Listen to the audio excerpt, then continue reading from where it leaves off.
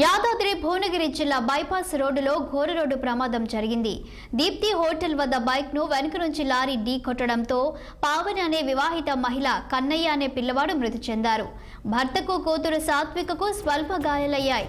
హైదరాబాద్ చంపాపేటకు చెందిన జగన్ కుటుంబంతో కలిసి యాదగిరిగుట్ట దర్శనానికి వచ్చారు. తిరుగు ప్రయాణంలో ప్రమాదం చోటు చేసుకుంది.